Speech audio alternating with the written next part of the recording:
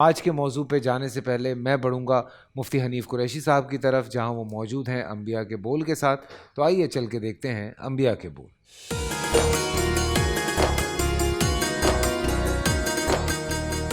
بسم اللہ والصلاۃ والسلام علی رسول اللہ۔ معزز ناظرین و سامعین، آج کے ہمارے سلسلہ انبیاء کے بول میں ہم ذکر کریں گے حضرت ابو الانبیاء سیدنا ابراہیم خلیل اللہ علیہ السلام کا۔ حضرت ابراہیم علیہ السلام کا تذکرہ قرآن مجید کے اندر 69 ٹائم 69 مرتبہ ہوا ہے۔ قرآن مجید کی 25 صورتوں میں آپ کا ذکر مبارک آیا ہے۔ حضرت ابراہیم علیہ السلام کو ابو الانبیاء کہتے ہیں۔ اس کی وجہ یہ ہے کہ اکثر انبیاء آپ کی اولاد میں سے، یعنی حضرت سیدنا اسحاق علیہ السلام اور حضرت سیدنا اسماعیل علیہ السلام، یہ آپ کے بیٹے ہیں، اور اکثر انبیاء ان دو نبیوں کی اولاد میں سے ہوئے ہیں۔ اور ہمارے پیارے آقا سرور انبیاء صلی اللہ تعالیٰ علیہ وآلہ وسلم حضرت سیدنا اسماعیل علیہ السلام کی اولاد میں سے ہیں۔ حضرت ابراہیم علیہ السلام کے والد گرامی کا نام طارق ہے، اور آپ کا شجرہ اگر ہم دیکھیں تو یوں آئے گا: آدم کے بیٹے شیس ہیں، شیس کے بیٹے یانس ہیں، یانس کے بیٹے قینان ہیں، قینان کے بیٹے ملائل ہیں، ملائل کے بیٹے یارد ہیں، یارد کے بیٹے ادریس ہیں، ادریس کے بیٹے متوشع، متوشع کے بیٹے لمک نیک نام، لمک نیک نام کے بیٹے نوح، نوح کے بیٹے سام، سام کے بیٹے زلحاد، زلحاد کے بیٹے شالح، شالح کے بیٹے عابر، عابر کے بیٹے تاتا، تاتا کے بیٹے راوا، راوا کے بیٹے سارو، سارو کے بیٹے ناخور، ناخور کے بیٹے تاریخ، اور تاریخ کے بیٹے ابراہیم خلیل اللہ علیہ السلام۔ حضرت ابراہیم علیہ السلام کے والد کے طور پر آزر کا نام لیا جاتا ہے، تو اس کو درست کر لیجئے کہ آزر حضرت ابراہیم علیہ السلام کا والد نہیں تھا بلکہ آپ کا چچا تھا۔ اس کی وجہ یہ ہے کہ ہمارے نبی پاک کا جو نسب مبارک ہے، حضرت ابراہیم علیہ السلام اس نسب میں آتے ہیں، اور خود نبی پاک صلی اللہ علیہ وآلہ وسلم نے فرمایا کہ حضرت آدم علیہ السلام سے لے کر میرے بابا حضرت عبداللہ تک اللہ نے مجھے پاک باپوں سے پاک رحموں میں منتقل کیا ہے۔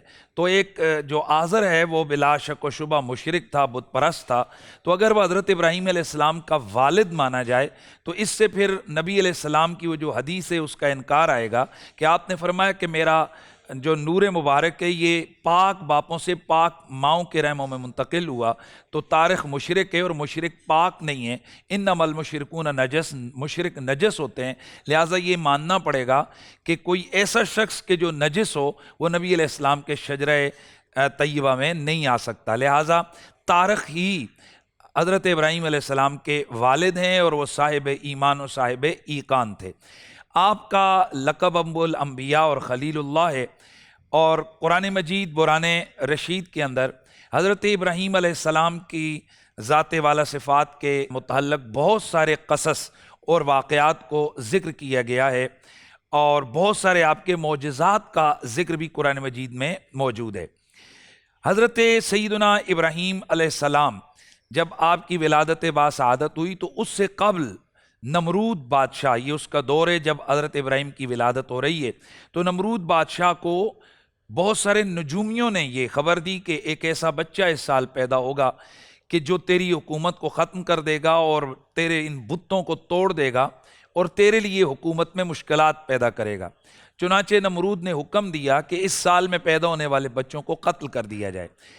حضرت سیدنا ابراہیم علیہ السلام کی والدہ نے آپ کو ایک غار کے اندر ان کی پرورش کی، اور اللہ کا کرنا عام بچوں کی بنسبت حضرت ابراہیم علیہ السلام کا گروتھ اور آپ کی بڑھوتری یہ عام نارمل حالات سے زیادہ ہوئی۔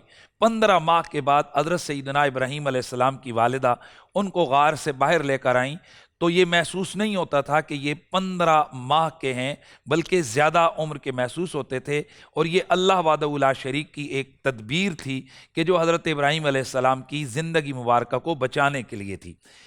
حضرت ابراہیم علیہ السلام کی آنکھ جس دور میں کھلی وہ دور کفر کا، شرک کا عام تھا، عام طور پر بت پرستی ہو رہی تھی، حتیٰ کہ آپ کا چچا آزر بھی اس بت پرستی کے اندر مشغول تھا۔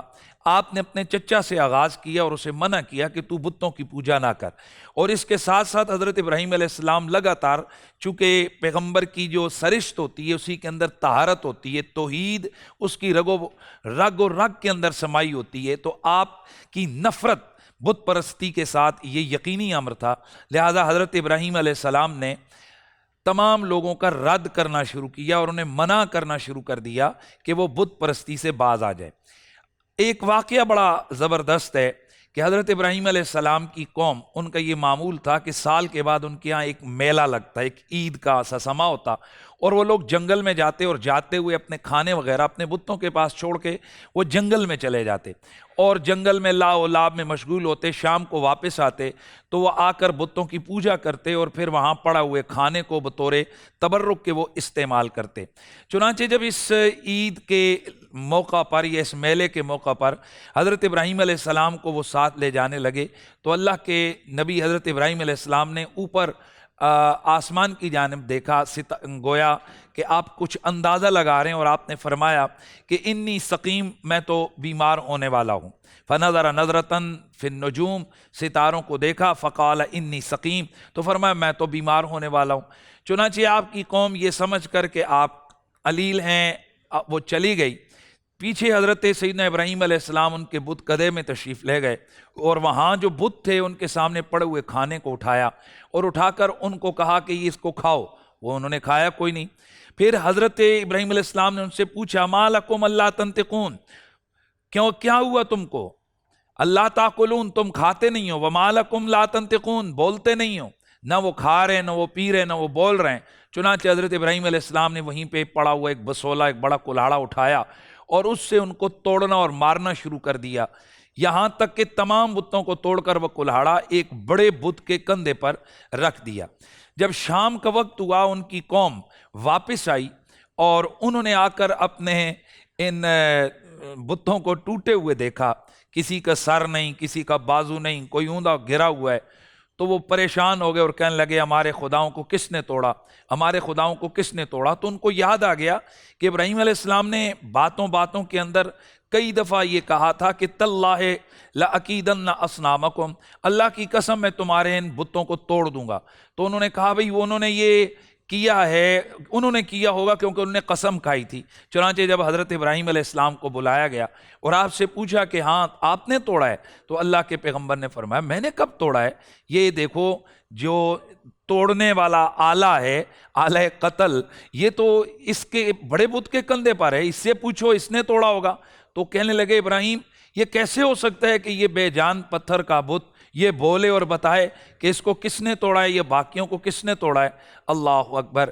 ابراہیم علیہ السلام نے اس بت کدے کے اندر اللہ کی توحید کا پیغام بلند کیا اور آپ نے فرمایا اے نادانو، اے کم عقلو، بتاؤ اگر یہ جو اپنے آپ کو نہیں بچا سکتے، جو کھا نہیں سکتے، جو بول نہیں سکتے، جو بتا نہیں سکتے کہ ان کے ساتھ یہ کس نے کیا، وہ تمہارے خدا ہونے کے قابل کیسے ہیں؟ وہ عبادت کے لائق کیسے ہو سکتے ہیں؟ تم ان کو کیوں کر پوچھ سکتے ہو؟ چنانچہ ان کو سمجھ آ گئی کہ یہ سارے کا سارا معاملہ حضرت ابراہیم علیہ السلام نے کیا۔ چنانچہ ان کی ایک میٹنگ بیٹھی اور انہوں نے یہ فیصلہ کیا کہ ابراہیم علیہ السلام کو اس کی سزا دی جائے، اور ان کے فیصلے کا بھی بڑا عجیب انداز تھا کہ ان کے فیصلہ کرنے والوں نے کہا کہ اگر اپنے خداؤں کی مدد کرنا چاہتے ہو تو پھر ابراہیم کو سزا دو، اور سزا بھی کیسی دینی ہے؟ سزا بھی ان کو آگ کی دینی ہے۔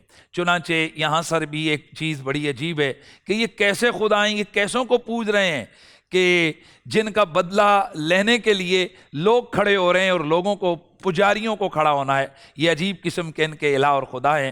خیر، حضرت سیدنا ابراہیم علیہ السلام کو سزا دینے کا جب یہ فیصلہ ہوا تو نمرود نے یہ کہا کہ ابراہیم علیہ السلام کو جلایا جائے گا آگ میں، لیکن آگ ایسی ہو اور ان کا جلانا بھی ایک ایسا ہو کہ جو ہمارے شاہی پروٹوکول کے مطابق ہو۔ ایسا نہیں ہے کہ چھوٹی سی آگ جلا دی جائے اور ان کو جناب وہاں پر سزا دے دی جائے۔ چنانچہ ایک بہت بڑا آگ کا الہ تیار کرنے کے لیے لکڑیوں کو جمع کیا گیا، اور وہاں کے تمام لوگوں نے دائیں بائیں سے جنگلوں کو کاٹ کر لکڑیوں کو جمع کرنا شروع کر دیا، اور ہر ایک جہاں مرد اور عورت انہوں نے منت کے طور پر بھی وہاں لکڑیاں جمع کیں. چنانچہ جب ایک بہت بڑی آگ کے لیے لکڑیاں جمع ہو گئیں تو انہوں نے ایک آگ کا الو دہکایا. آگ ہے اور میلوں بلند اس کے شعلے جا رہے ہیں. اللہ اکبر. یہ کیوں آگ جل رہی ہے؟ اللہ کے نبی حضرت ابراہیم خلیل اللہ کو اس میں ڈالا جانا ہے. حضرت ابراہیم علیہ السلام کو جس وقت اس آگ کے اندر ڈالا جانا تھا تو جب وہ دیکھا قریب گئے تو اب کوئی ایسا سلسلہ نہیں ہے کہ جس کے ذریعے سے وہ آگ میں ان کو ڈالیں. وجہ یہ ہے کہ آگ کے قریب کوئی جا ہی نہیں پا رہا. شیطان آیا. شیطان نے آ کر انسانی صورت میں ان کو بتایا کہ ایک منجنیق کی صورت میں، غلیل کی صورت میں ایک آلہ تیار کرو اور اس میں رکھ کر ابراہیم علیہ السلام کو آگ میں پھینک دو. حضرت سیدنا ابراہیم علیہ السلام کو آگ میں ڈالنے کے لیے ان کی قوم ایک آلہ تیار کر رہی ہے کہ جس کے ذریعے سے اللہ کے پیغمبر کو آگ میں ڈالا جائے. معزز ناظرین، ہمارا وقت ختم ہو گیا. اس سے آگے انشاءاللہ ہم کل بات کریں گے. اپنا خیال رکھیے گا اور رمضان المبارک کی ان ساعتوں کو غنیمت جانتے ہوئے زیادہ سے زیادہ درود پاک پڑھیے، نماز پڑھیے، تہجد پڑھیے، قرآن مجید کی تلاوت کو اپنا معمول بنائیے اور اس کے ساتھ ساتھ غریب و مساکین کی سحر اور افطار کا بھی خیال رکھیے. اللہ تعالی ہم سب کا نگہبان ہو. السلام علیکم ورحمۃ اللہ تعالی وبرکاتہ.